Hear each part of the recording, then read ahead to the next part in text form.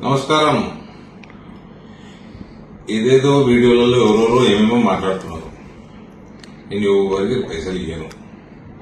నేను నరేంద్ర మోడీ భారతీయ జనతా పార్టీ కార్యకర్తని, ఒక member of parliament.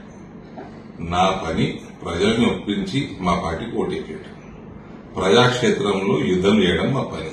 మేము అది చేసినాము, మేము గెలిచినాము. వేరేవన్నీ మ్యాథమెటిక్స్.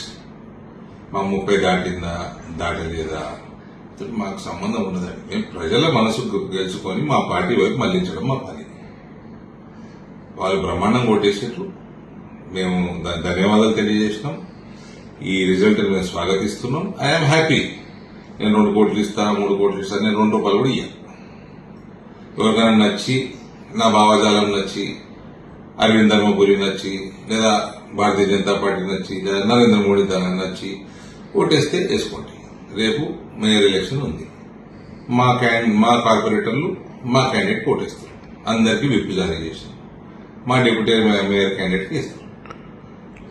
అంతే. కానీ నేను అవతల పార్టీలతో నాకు ఏం పని లేదు.